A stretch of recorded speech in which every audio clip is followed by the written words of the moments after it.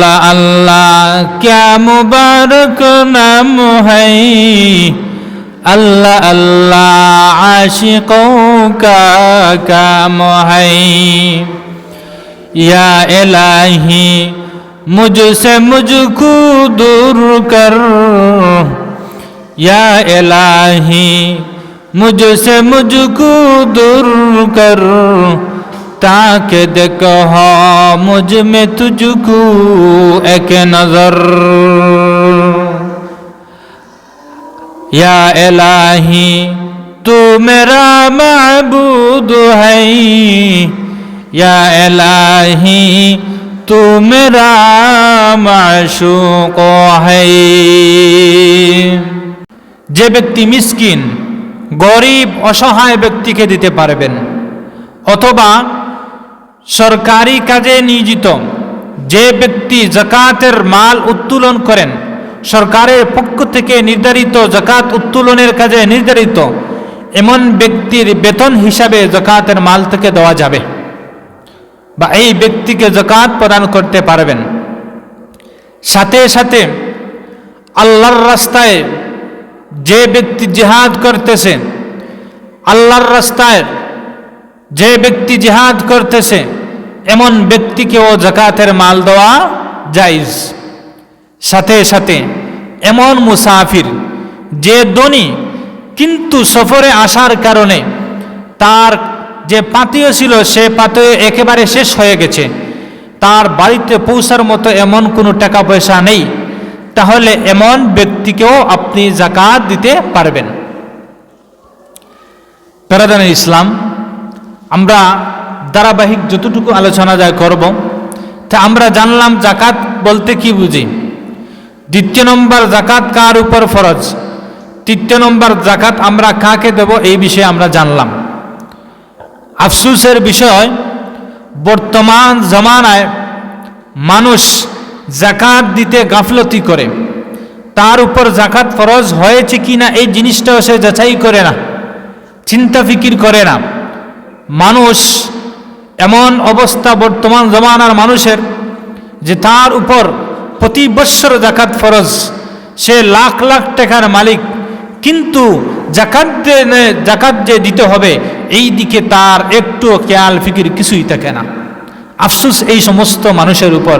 হে বান্দা, জেনে রাখো আল্লাহ পাক রব্বুল আলামিন যেথায় নামাজের কথা বলেছেন সেই জায়গায় সাথে সাথে যাকাতের কথা বলেছেন।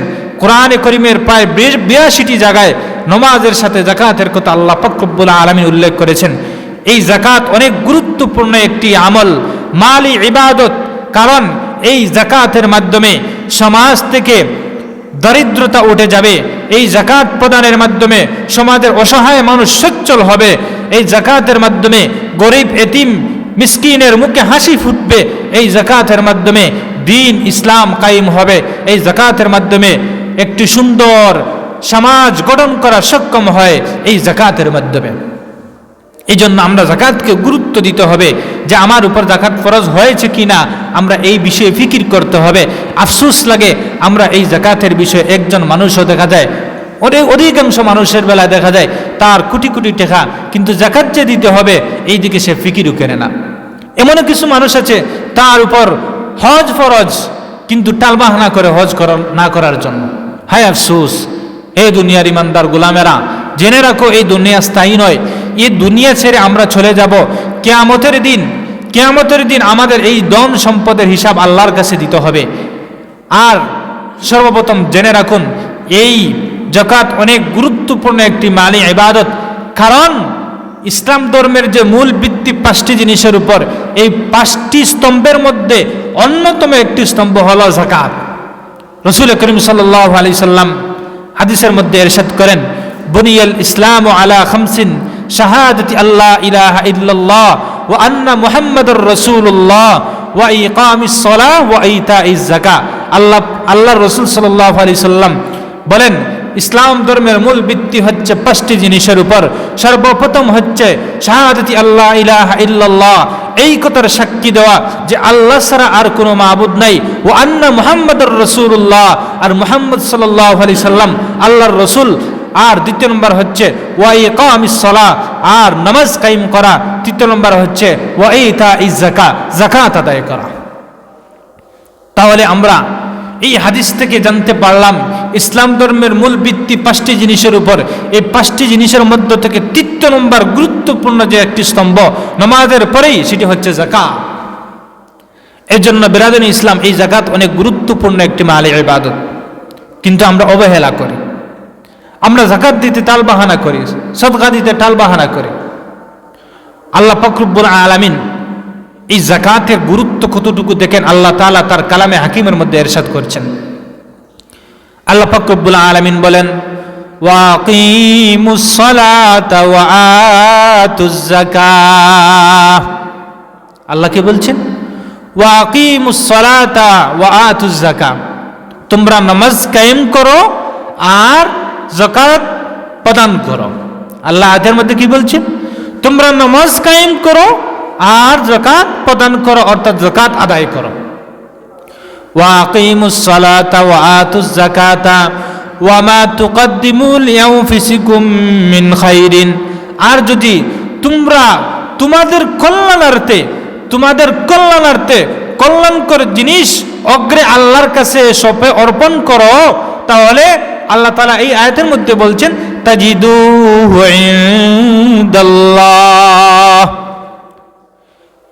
হে ঈমানদার আল্লাহর গোলাম, তুমি যে কল্যাণকর কাজ করো না কেন, যদি মহান আল্লাহ পাক রব্বুল আলামিনকে খুশি করার জন্য করে থাকো রে বান্দা, তাহলে আল্লাহ পাক রব্বুল আলামিন এই আয়াতের মধ্যেই বলছেন হে বান্দা, তুমি প্রথমেই যে কাজটা আমি আল্লাহর জন্য করো, কল্যাণকর যে কাজটা আমি আল্লাহকে খুশি করার জন্য করো, হে বান্দা তুমি জেনে রাখো এই সমস্ত কাজের প্রতিদান, এই সমস্ত আমলের প্রতিদান আমি আল্লাহ পাক রব্বুল আলামিনের কাছে পাবে। সুবহানাল্লাহ। ইন্নাল্লাহা বিমা তা'মালুনা বাসীর। এই আয়াতের মধ্যে আল্লাহ তাআলা বলছেন যে আমরা যাই করি না কেন সব কিছু আল্লাহ পাক রব্বুল আলামিন চাক্ষুষ্মান, আল্লাহ তাআলা সব কিছু দেখেন। সুবহানাল্লাহ। এরপরে আরেকটি আয়াতের মধ্যে এই যাকাতের গুরুত্ব বলতে গিয়ে আল্লাহ তাআলা বলেছেন ওয়া আকিমুস সালাতা ওয়া আতুজ যাকাতা ওয়ারকাউ মা'আর রাকিঈন। আল্লাহ পাক রব্বুল আলামিন এই আয়াতের মধ্যে বলছেন ওয়া আকিমুস সালাতা ওয়া আতুজ যাকাত, হে দুনিয়ার ঈমানদার গোলামেরা, তোমরা নামাজ কায়েম করো, আর যদি আমি আল্লাহ যে তোমার উপর যে ধন সম্পদ দিয়েছি, তোমাকে যে ধন সম্পদ দিয়েছি, তোমাকে যে ধনী বানিয়েছি, তোমাকে যে মালওয়ালা বানিয়েছি, হে বান্দা বৎসর শেষে হিসাব করে যদি দেখা যায় তোমার উপর যাকাত ফরজ, তাহলে হে আমার বান্দা আমি আল্লাহর রাস্তায় যাকাত আদায় করো। সুবহানাল্লাহ। ওয়া আতুজ যাকাতা ওয়ারকাউ মা'আর রাকিঈন। এরপরে আল্লাহ পাক রব্বুল আলামিন এই আয়াতের মধ্যে আমাদেরকে জানিয়ে দিচ্ছেন যে তোমরা ওয়ারকাউ মা'আর রাকিঈন, যারা রুকু সিজদা করে তাদের সাথে তোমরা কি করো? রুকু করো। সুবহানাল্লাহ। বিরাদনী ইসলাম, এই যাকাতের গুরুত্ব ফজিলত অনেক বেশি। আরেকটি আয়াতের মধ্যে আল্লাহ পাক রব্বুল আলামিন এই যাকাতের ফজিলত বর্ণনা করতে গিয়ে বলেছেন কাদ আফলাহাল মুমিনুন, সফল মুমিন ওই সমস্ত গোলাম, ওই সমস্ত ঈমানদার আল্লাযীনা হুম লিয-যাকাতি ফাইলুন, যারা যাকাত আদায় করে। আল্লাহ পাক রব্বুল আলামিন বলতেছেন সফল আমার ওই সমস্ত বান্দা আর ওই সমস্ত বান্দি যারা কি করে?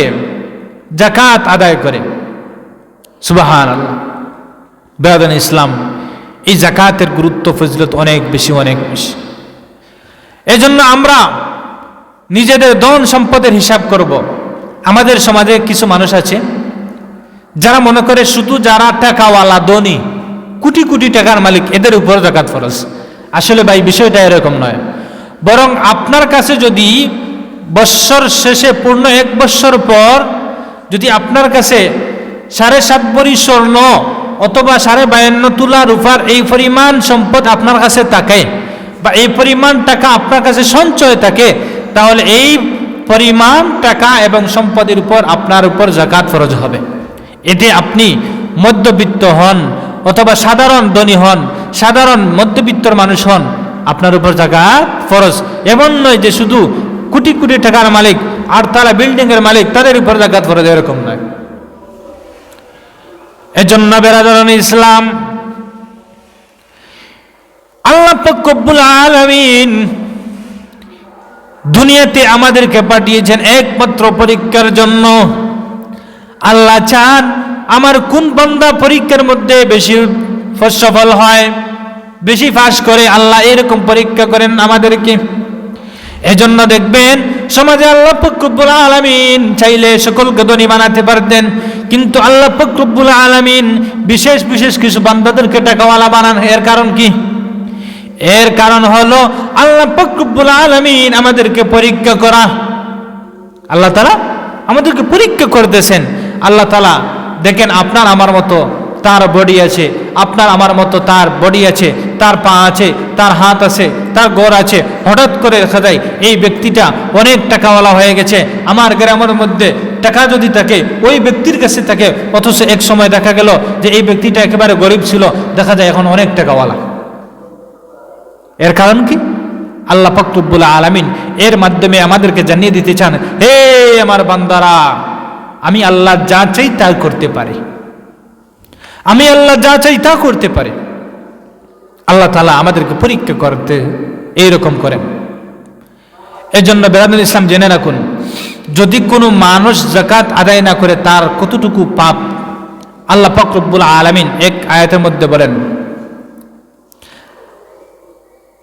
আল্লাহ পাক রব্বুল আলামিন একটি আয়াতের মধ্যে বলতেছেন, ওয়াল্লাযীনা ইয়াকনিজুনাজ যাহাবা ওয়াল ফিজ্জাতা ওয়ালা ইউনফিকুনাহা ফী সাবিলিল্লাহ ফাবাশশিরহুম বিআযাবিন আলীম। আল্লাহ পাক রব্বুল আলামিন বলতেছেন, ওয়াল্লাযীনা ইয়াকনিজুনাজ যাহাবা, যারা স্বর্ণ রৌপ্য ধন সম্পদ সঞ্চয় করে, ওয়ালা ইউনফিকুনাহা ফী সাবিলিল্লাহ, কিন্তু এই ধন সম্পদ আল্লাহর রাস্তায় ব্যয় করে না, ফাবাশশিরহুম বিআযাবিন আলীম, হে নবী তাদেরকে সুসংবাদ দিন, তাদেরকে জানিয়ে দিন, তাদের ব্যাপারে দুঃসংবাদ জানিয়ে দিন, তাদের জন্য আমি আল্লাহ পাক রব্বুল আলামিন কঠিন শাস্তি প্রস্তুত করে রেখেছি। নাউযুবিল্লাহ। এরপরে আরেকটি হাদিসের মধ্যে আল্লাহ রাসূল সাল্লাল্লাহু আলাইহি সাল্লাম যে সমস্ত বান্দা যাকাত আদায় করবে না তাদের পরিণাম সম্পর্কে আল্লাহ রাসূল হাদিসের মধ্যে বলতেছেন, মান আতাহুল্লাহু মালান, মান আতাহুল্লাহু মালান, যাকে আল্লাহ পাক রব্বুল আলামিন ধন সম্পদ দিয়েছেন, যাকাত ফরজ হওয়ার পরিমাণ তার ধন সম্পদ আছে, সে এই পরিমাণ টাকার মালিক, কিন্তু এরপরও যাকাত আদায় করে না, আল্লাহ পাক রব্বুল আলামিন তার এই সমস্ত বান্দার ব্যাপারে ঘোষণা দিচ্ছেন। আল্লাহ রাসূল বলতেছেন, মান আতাহুল্লাহু মালান, যাকে আল্লাহ ধন সম্পদ দিয়েছেন, ফালাম ইউতি যাকাতাহু, আর এই ধন সম্পদ থেকে সে ব্যক্তি তার উপর যাকাত ফরজ হয়েছে কিন্তু যে সে যাকাত আদায় করে না, আল্লাহ রাসূল সাল্লাল্লাহু আলাইহি সাল্লাম এই হাদিসের মধ্যে এই ব্যক্তির সম্পর্কে বলতেছেন, মুসিলা লাহু ইয়াউমাল কিয়ামাতি সুজাআন আকরা, কিয়ামতের দিন এই ব্যক্তির অবস্থা এমন হবে যে তার এই সমস্ত ধন সম্পদ ভয়ঙ্কর সাপের আকৃতিতে তার গলায় পেঁচিয়ে যাবে আর পেঁচে পেঁচে তাকে শাস্তি দিবে। নাউযুবিল্লাহ। যে ব্যক্তি, আল্লাহ রাসূল সাল্লাল্লাহু আলাইহি সাল্লাম এই হাদিসের মধ্যে আমাদেরকে জানিয়ে দিচ্ছেন, হে আমার উম্মতেরা, আল্লাহ পাক রব্বুল আলামিন তোমাদেরকে ধন সম্পদ দিয়েছেন। হে আমার উম্মতেরা, আল্লাহ তাআলা তোমাদেরকে ধন সম্পদ দিয়েছেন, আর এই ধন সম্পদ থেকে যদি, হে আমার উম্মত, তোমার উপর যাকাত ফরজ হয়ে থাকে আর তুমি যদি আল্লাহর রাস্তায় যাকাত আদায় না করো, হে আমার উম্মত জেনে নাও তুমি তোমার সম্পর্কে দুঃসংবাদ হলো।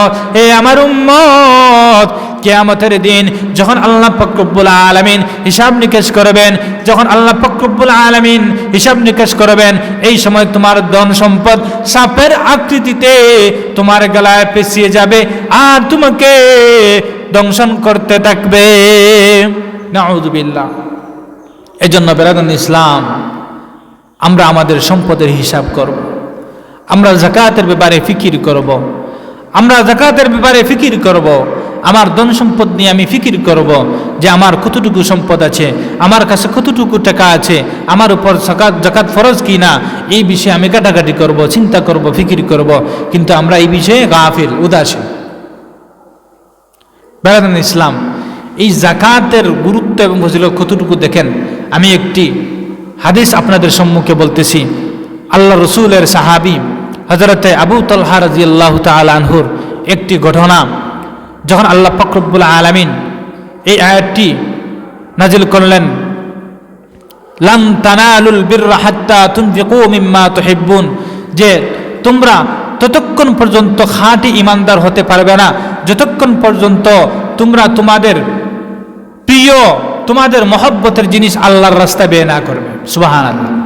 আল্লাহ পাক রব্বুল আলামিন আয়াতের মধ্যে বলতেছেন, লান তানালুল বিররা হাত্তা তুনফিকু মিম্মা তুহিব্বুন ওয়া মা তুনফিকু মিন শাইইন ফাইন্নাল্লাহা বিহি আলীম। আল্লাহ পাক রব্বুল আলামিন তার কালামের মধ্যে বলতেছেন যে তোমরা ততক্ষণ পর্যন্ত পূর্ণ হাসিল করতে পারবে না যতক্ষণ পর্যন্ত তোমরা তোমাদের কাছে যে জিনিসটা সর্বাধিক পছন্দনীয়, এই পছন্দনীয় জিনিস যতক্ষণ পর্যন্ত আমি আল্লাহ পাক রব্বুল আলামিনের রাস্তায় খরচ না করবে ততক্ষণ পর্যন্ত তোমরা পূর্ণতা হাসিল করতে পারবে না। এ আমার বান্দা, সাথে সাথে জেনে রাখো, তোমরা যেই জিনিস আমি আল্লাহর রাস্তায় দান করো না কেন, আমি আল্লাহ পাক রব্বুল আলামিন এই বিষয়ে অবগত। সুবহানাল্লাহ।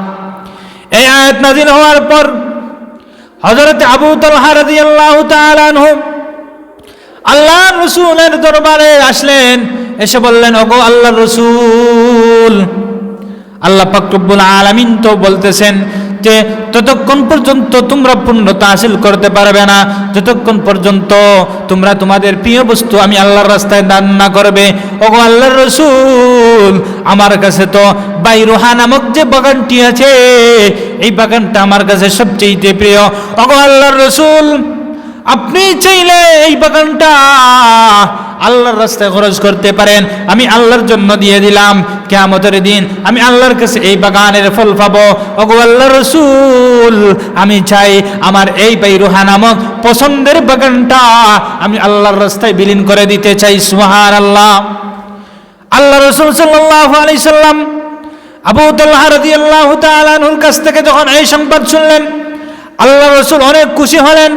বললেন, বাবা, অনেক ভালো, অনেক ভালো, তুমি তো ভালো ব্যবসা শুরু করেছো। হ্যাঁ আবু তালহা, হ্যাঁ আবু তালহা, তুমি তো অনেক সঞ্চয় করতেছো, অনেক লাভজনক ব্যবসা শুরু করে দিলে।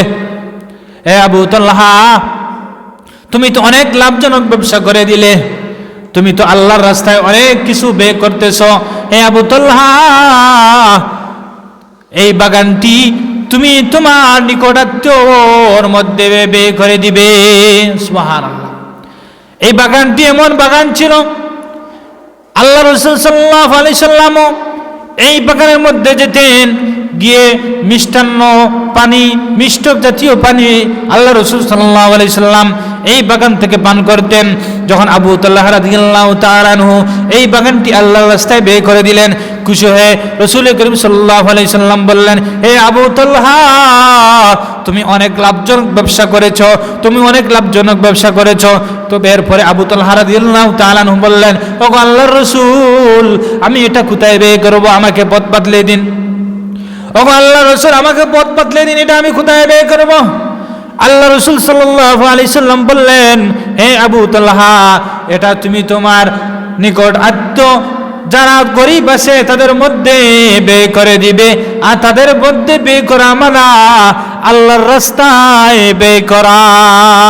সুবহানাল্লাহ। দেখেন সাহাবায়ে কেরাম দানের প্রতি কি উদ্বুদ্ধ ছিলেন। আবু তালহা রাদিয়াল্লাহু তাআলা আনহুর কাছে সবচেয়ে মহব্বতের বাগান ছিল বাইরুহা নামক বাগান, মদিনার নিকটবর্তী একটি জায়গা। এই বাইরুহা নামক বাগান এমন বাগান, মদিনার মধ্যে অনেক সচ্ছল ফসলওয়ালা বাগান ছিল। এই বাগানটা দেখেন, যখন আল্লাহ পাক রব্বুল আলামিন আয়াত নাযিল করলেন, লান তানালুল বিররা হাত্তা তুনফিকু মিম্মা তুহিব্বুন, এই আয়াত যখন আল্লাহ তাআলা নাযিল করলেন, সাথে সাথে আবু তালহা রাদিয়াল্লাহু তাআলা আনহু আল্লাহর রাসূলের দরবারে গিয়ে বললেন, ওগো আল্লাহর রাসূল, আমার কাছে তো এই বাগানটা সবচেয়ে প্রিয়। ওগো আল্লাহর রাসূল, আল্লাহ তো বলতেছেন যে আমাদের সবচেয়ে মহব্বতের জিনিস যতক্ষণ পর্যন্ত আল্লাহর রাস্তায় ব্যয় করব না, ততক্ষণ পর্যন্ত পূর্ণতা হাসিল করতে পারবো না। ওগো আল্লাহর রাসূল, আমার কাছে আমার বাইরুহা নামক বাগান সবচেয়ে প্রিয়, আমি এটা আল্লাহর রাস্তায় দান করে দিলাম। সুবহানাল্লাহ। অথচ আমরা কি করি? আমার উপর হজ ফরজ, দেখবেন মানুষের উপর হজ ফরজ, কিন্তু সে টাল বাহানা করে উমরা করার, কারণ উমরা করলে টাকা কম খরচ হবে। হায় আফসোস, হে দুনিয়ার ইমানদার, হে দুনিয়ার ইমানদার বান্দারা বান্দিরা, হে মা বোনেরা, হে মুসলমান, আজ পর্যন্ত কি কোনো মানুষকে পেয়েছেন যে মরার পর 3টা সাদা কাপড় ছাড়া আর কিছু সাথে নিয়ে যেতে? মহিলারা যারা 5টা সাদা কাপড় ছাড়া আর কিছু নিয়ে যেতে? এই সাদা কাপড় ছাড়া আর আপনার সাথে কিছুই যাবে না। হে ইমানদার, আপনার একটি ছেলেও আপনার সাথে যাবে না, আপনার একটি মেয়েও আপনার সাথে যাবে না। আপনার যে আদরের স্ত্রীর জন্য আপনার জীবনকে বিসর্জন করে দিয়েছেন, এই স্ত্রীও আপনার কাছে যাবে না। এই সময় একমাত্র আপনার সাথী হলো আপনার আমল। হে বান্দা, এই সময় আপনার সাথী একমাত্র, আপনার সাথী আমার সাথী একমাত্র আমল। যদি আপনি আমি আমল করে যেতে পারি, মওতের পর এই আমল আপনার আমার সাথী হবে। এর বিপরীত আপনার স্ত্রী, সন্তান, পুত্র, যাদের জন্য আপনি সারাটা জীবন কষ্ট করেছেন, 40-50 বছর পর্যন্ত আপনি মানুষের দ্বারে দ্বারে গিয়ে কষ্ট করে আপনার ছেলে সন্তানদেরকে মানুষ করেছেন, মেয়েকে মানুষ করেছেন, স্ত্রীকে শান্তি করার জন্য অনেক কষ্ট করেছেন। কিন্তু রে ভাই, যখন আপনি মৃত্যুবরণ করবেন, এই সময় আপনার একটি সন্তানও আপনার কাছে আসবে না, এই সময় আপনার স্ত্রীও আপনার কাছে আসবে না, এই সময় আপনার ধন সম্পদও কিছুই কাজে আসবে না। যদি আপনি আল্লাহর রাস্তায় এই ধন সম্পদ ব্যয় করে থাকেন, যদি আপনি আল্লাহর সন্তুষ্টির জন্য নামাজ, রোজা, বন্দেগী এগুলো করে থাকেন, তাহলে হে বান্দা, এই আমলগুলোই মওতের পর আপনার আপন সাথী হবে। এই জন্য বেরাদানুল ইসলাম, আমরা দুনিয়ার পিছনে না পড়ি, দুনিয়ার পিছনে না পড়ি, আমরা ইসলাম নিয়ে রিসার্চ করি, সার্চ করি, আমরা ইসলাম সম্পর্কে জানি। ইসলাম অনেক শান্তির ধর্ম, ইসলাম অনেক শান্তির ধর্ম। যদি আমরা সবগুলো সময় মতো কাজে লাগাই, দেখবেন শান্তি আর শান্তি। আপনি নামাজ পড়েন, দেখবেন আপনার মনের মধ্যে অনেক শান্তি আসছে। এর বিপরীত দেখবেন আপনি 2 দিন নামাজ না পড়ে, দেখবেন আপনার মনের মধ্যে শান্তি নেই, আফসোস, শান্তি নেই, অশান্তি ভাব। বেরাদানুল ইসলাম, সাহাবায়ে কেরাম দান দক্ষিণের প্রতি কতটুকু আগ্রহ ছিলেন। আরেকটি ঘটনা, হযরতে আব্দুল্লাহ ইবনে ওমর রাদিয়াল্লাহু তাআলা আনহুর একটি ঘটনা বলি। হযরতে আব্দুল্লাহ ইবনে ওমর রাদিয়াল্লাহু তাআলা আনহু মাছ খাওয়ার প্রতি আগ্রহ ছিলেন। অনেক দিন হয়ে গেল আব্দুল্লাহ ইবনে ওমর মাছ খাননি। হঠাৎ একদিন তার মনে জাগলো তিনি মাছ খাবেন। তার জন্য মাছ কিনে আনা হলো। আনার পর তার পরিবার সুন্দর করে তার জন্য প্রস্তুত করলেন, রান্না করে রেডি করলেন। এমন সময় আব্দুল্লাহ ইবনে ওমর রাদিয়াল্লাহু তাআলা আনহুর দরজায় একজন এতিম মিসকিন আসলো, এসে বলল, আসনি আল্লাহর কোন বান্দা, আল্লাহকে খুশি করার জন্য, আল্লাহর জন্য দান করবে, আসনি এমন কোন বান্দা? এই কথা বলার সাথে সাথে আব্দুল্লাহ ইবনে ওমর রাদিয়াল্লাহু তাআলা আনহু এই ব্যক্তির এই কথা শুনতে পেলেন। সাথে সাথে তার পরিবারের মধ্যে ঘোষণা দিলেন, হে আমার পরিবারের সদস্যরা, আজকের এই দিনে আমার কাছে সব চাইতে আগ্রহের জিনিস এবং পছন্দের জিনিস হচ্ছে মাছ। কারণ আমি মাছ খেতে আগ্রহী ছিলাম, আজ আমার জন্য মাছ কিনে আনা হয়েছে, এই মাছের প্রতি আমি অনেক আগ্রহী ছিলাম। হে আমার পরিবারের সদস্যরা, এই মাছটা সম্পূর্ণ এই মিসকিনকে দিয়ে দাও, কারণ আজকের এই দিনে মাছ ছাড়া আমার কাছে অন্য কোনো জিনিস পছন্দনীয় নয়। হে আমার পরিবারের সদস্যরা, এই মাছটা সম্পূর্ণ পরিপূর্ণ মাছটা এই এতিমকে দিয়ে দাও। পরিবার থেকে বলা হলো, হে আব্দুল্লাহ ইবনে উমর, অনেক দিন হয়ে গেল আপনি মাছ খাননি, আর মাছের প্রতি আপনি আগ্রহী ছিলেন, যার কারণে আপনার জন্য মাছ আনা হয়েছে। এই এতিম ব্যক্তিকে অন্য কোনো কিছু দিয়ে দিলে তো ভালো হয়, আর মাছটা আপনার জন্য রেখে দেই। হে আব্দুল্লাহ ইবনে উমর। আব্দুল্লাহ ইবনে উমর রাদিয়াল্লাহু তাআলা আনহু সাথে সাথে আয়াতটা পড়লেন, লা তানালুল বিররা হাত্তা তুনফিকু মিম্মা তুহিব্বুন। হে আমার পরিবারের সদস্যরা, জেনে রাখো, আমার আল্লাহ পাক রব্বুল আলামিন কালামের মধ্যে বলতেছেন, লা তানালুল বিররা হাত্তা তুনফিকু মিম্মা তুহিব্বুন। হে দুনিয়ার ইমানদার গোলামেরা, যতক্ষণ পর্যন্ত তোমরা পূর্ণতা হাসিল করতে পারবে না, যতক্ষণ পর্যন্ত তোমার কাছে যে জিনিসটা পছন্দনীয় এই জিনিসটা আল্লাহর রাস্তায় ব্যয় না করবে, ততক্ষণ পর্যন্ত হে ইমানদার তুমি পূর্ণতা হাসিল করতে পারবে না। হে আমার পরিবারের সদস্যরা, তোমরা জেনে রাখো, এখন আমার কাছে আজকের এই দিনে মাছ ছাড়া আমার কাছে অন্য কোনো জিনিস পছন্দনীয় নয়। হে আমার পরিবারের সদস্যরা, তোমরা এই মাছটা পরিপূর্ণরূপে এই এতিমকে দিয়ে দাও। সুবহান। দেখেন সাহাবায়ে কেরাম কতটুকু দান সৎকার প্রতি আগ্রহী ছিলেন। আর আমরা তো যদি এতিম আয়, দেখবেন আমরা তাড়াইয়া দিই, হে বেটা যা, সরে যা, প্রতিদিন আমার দরে দরে আসো, শরম লাগে না? আমরা তাড়িয়ে দিই, দমক দেই। অথচ দেখেন তারা দান দক্ষিণার প্রতি কতটুকু আগ্রহ ছিল। আমরা তো এই সাহাবায়ে কেরামের উত্তরসূরি, আমরা রাসূলের উম্মত, সাহাবায়ে কেরামের উত্তরসূরি।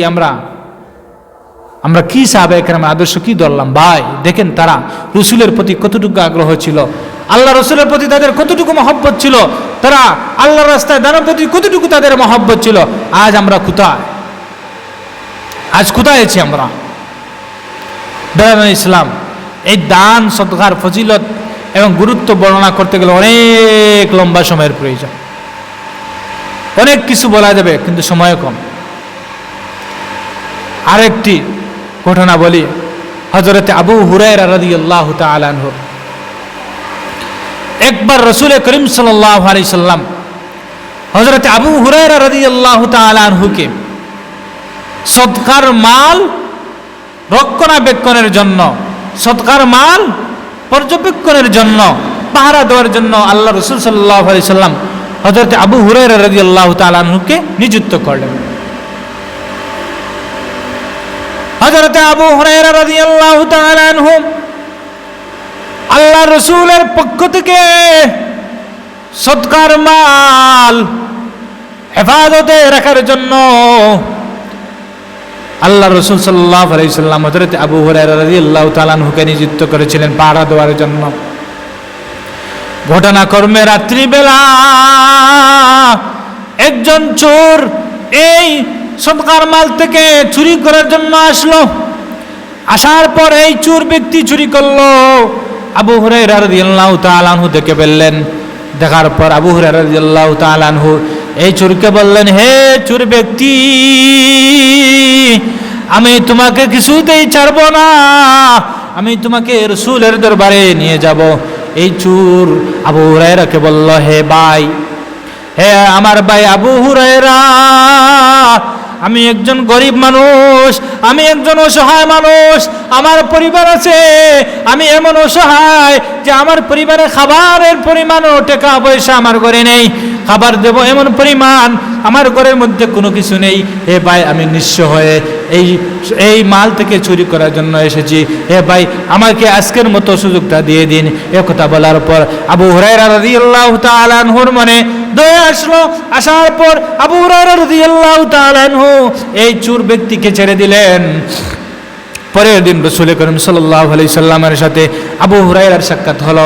সকালবেলা আল্লাহ রাসূল সাল্লাল্লাহু আলাইহি সাল্লাম বললেন, হে আবু হুরায়রা, গত রাত্রে চোর ব্যক্তির সাথে গত রাত্রের ব্যক্তির সাথে আপনার কি ঘটেছিল?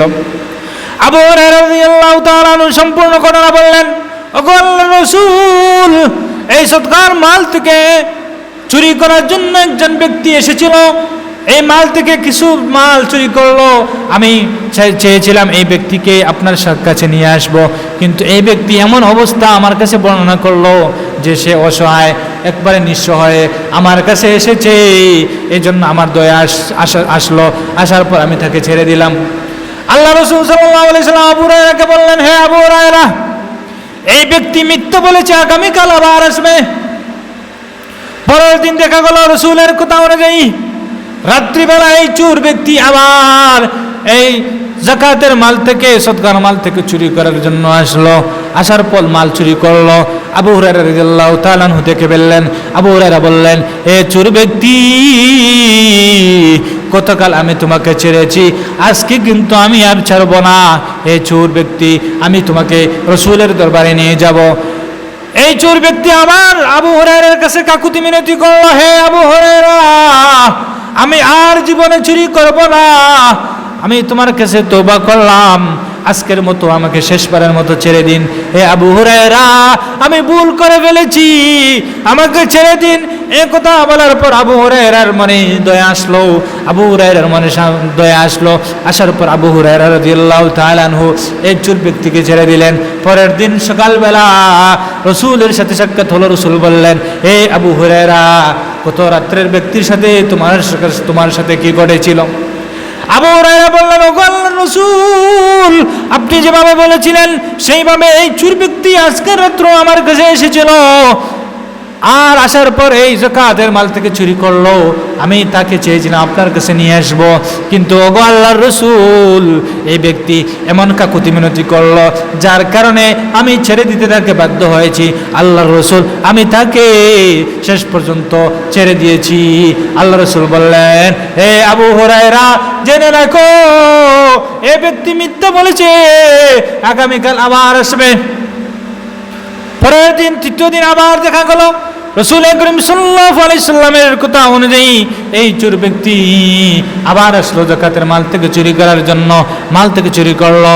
আবু হুরায়রা রাদিয়াল্লাহু তাআলা আনহু দেখে ফেললেন। আবু হুরায়রা বললেন, এ চোর ব্যক্তি, প্রথম দিন তোমাকে ছেড়েছি, দ্বিতীয় দিন তোমাকে ছেড়েছি, আজ তৃতীয় নম্বর দিন, আমি কিছুতেই তোমাকে ছাড়ব না। হে চোর, আমি তোমাকে রাসূলের দরবারে নিয়ে যাব, আজকের দিন আমি তোমাকে কিছুতেই ছাড়তে পারবো না। এই কথা বলার পর এই চোর ব্যক্তি আবু হুরায়রা রাদিয়াল্লাহু তাআলা আনহুকে বলল, হে আবু হুরায়রা, আমি তোমাকে এমন কিছু জিনিস শিক্ষা দেব, যা কখনো আপনি আমল করলে অনেক সওয়াব পাবে, আপনার অনেক ফায়দা হবে, আপনার অনেক লাভ হবে।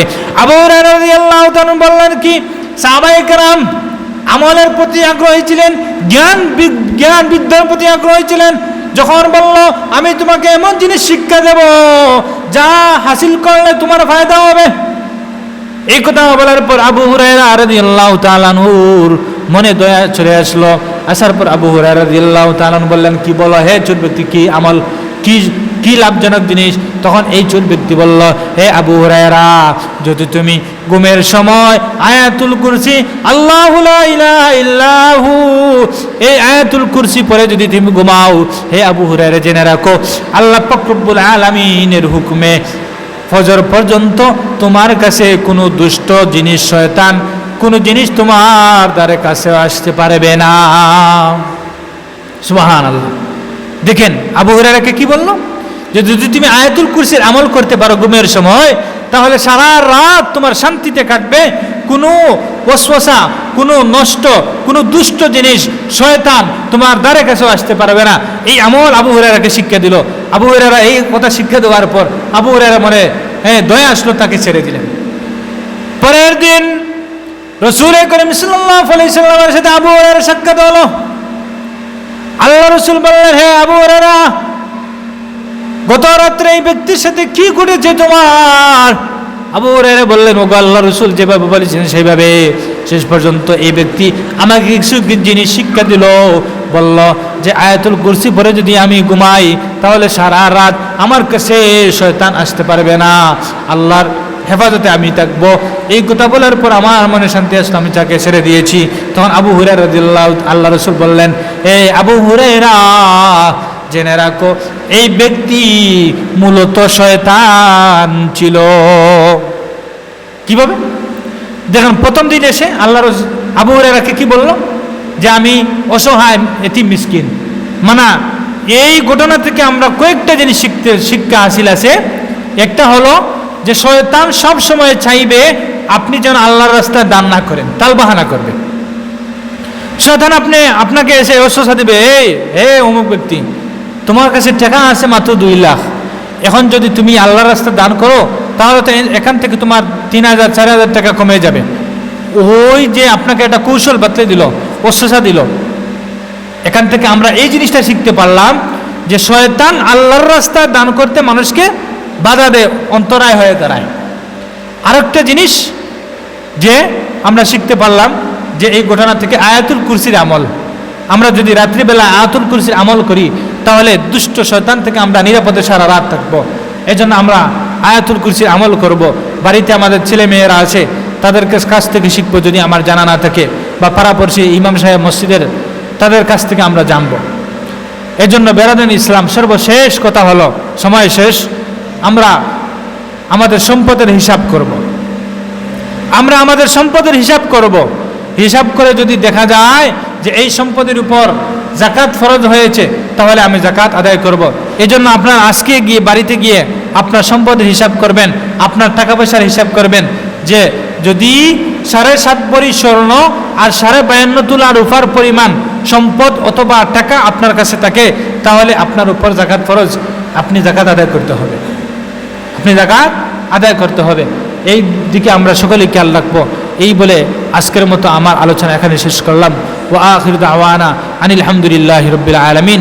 আসসালামু আলাইকুম ওয়া রাহমাতুল্লাহ। মোটরটা বন্ধ করে দিন।